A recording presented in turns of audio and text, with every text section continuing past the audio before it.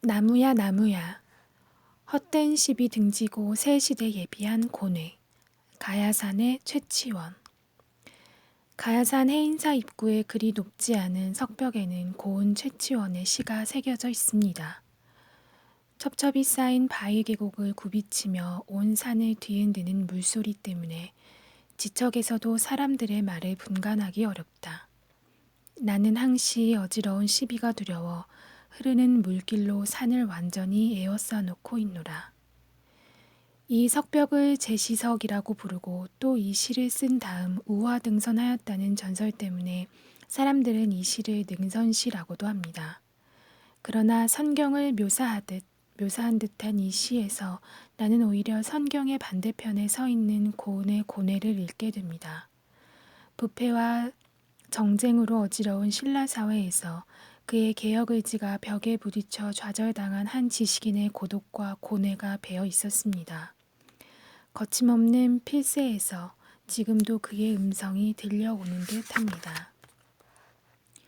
이 석벽에는 목은 이색, 전필제 김종직 등 당대의 대유들이 다녀간 흔적이 남아있고 매월당 김시슴 만해 한용운도 이 석벽을 찾은 기록이 있습니다. 역대의 양심적인 지식인들이 고운의 뜻을 이어오고 있음을 알 수 있습니다. 지금은 해인사 진입로가 홍류동 계곡을 아스팔트로 갈라놓고 있지만 이곳에는 제시석과 독서당, 농산정 그리고 갓과 신발만을 남기고 사라진 곳에 서 있는 둔세비가 천년을 격한 지금도 고운의 모습을 전하고 있습니다. 아마 우리가 고운을 처음으로 만난 것은 당나라에서 그의 문명을 드날린 토왕 소경문에서였다고 기억됩니다. 그 경문이 비록 적장의 간담을 서늘하게 한 명문이라 하더라도 황소가 당나라의 학정에 견디지 못하여 걸기한 농민 장수인 한 그것은 고운의 반농민적인 입장을 증거하는 것일 뿐이었습니다. 당신은 말했습니다. 그 경문은 이를테면 60년대의 미국 유학생이 미국 일간지에 기고하여 성과를 얻은 베트남 북폭 지지 칼럼과 다르지 않다고 하였습니다. 우리들의 문학적 신민성이 당나라의 벼슬과 문명을 과대하게 평가하고 있다는 극단적 언어를 즐겼습니다. 그러나 오늘 이 홍류동 물가의 농산정에 앉아 고운을 다시 돌이켜보며 그때의 작은 자를 반성합니다. 사람을 읽는 자는 적어도 그 사람의 일생보다는 길어야 하고 그 사람이 살았던 시대와 역사만큼 넓어야 하기 때문입니다. 12살에 당나라로 유학을 간 고운에게는 당시 세계 최고의 문명인 당문명에 대한 심취가 당연한 것이었으리라 생각됩니다. 농민 반란이 그러한 문명의 파괴자로 이해되는 것이 적어도 고운에게는 무리가 아니었다는 생각이 듭니다. 뿐만 아니라 그가 이역만리에서 몸소 겪어야 했던 중상모략, 유배, 그리고 당나라 고관들의 만류를 뿌리치고 내린 귀국의 결단은 우리의 협소한 시각을 부끄럽게 합니다. 더욱이 고국의 현실 속에서 쏟았던 그의 개혁 의지에 생각이 미치면 그의 아픔과 진실이 더욱 절실하게 다가옵니다. 신라의 하대, 155년간은 왕의 평균 재위기간이 8년을 넘지 못할 정도로 정권 쟁탈과 하극상이 극에 달했던 병과 흉의 혼란기였습니다. 고질적인 골품제와 귀족들의 전횡과 부패, 그리고 수탈과 기근을 견디지 못한 농민들의 광범한 반란의 시대였습니다. 그는 개혁 정책을 건의하여 구국의 의지를 불태웠지만 수구 기득권층의 완강한 반대와 모함으로 변방의 외직으로 밀려납니다. 그러나 그는 지방 고을에서도 개혁 노력을 포기하지 않습니다.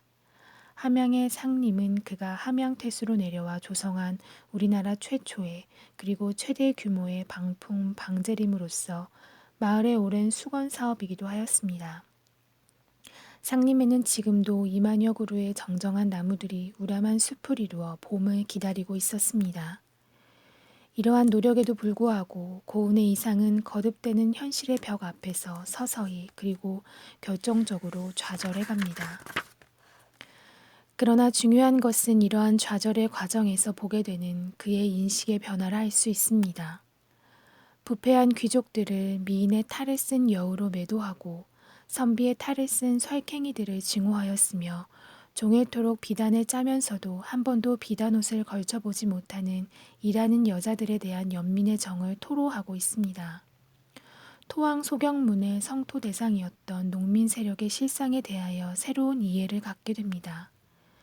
세계주의에서 민족적 입장으로 그리고 문화주의에서 인간주의로 옮아가는 그의 변화를 읽을 수 있습니다.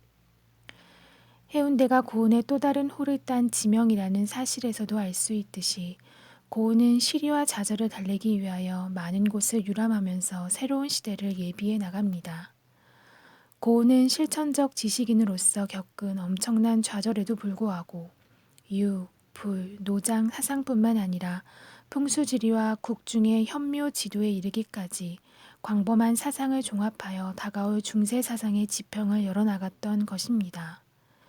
고은이 가야산으로 입산하게 된 직접적인 계기도 그가 왕건에게 보낸 글 중에 있는 계림 황엽, 공령 청송이란 구절 때문이었다는 기록이 있습니다. 경주는 이미 기울었고 개성은 푸른 소리라 하여 그는 왕건에게 다음 시대를 기대하였던 것입니다.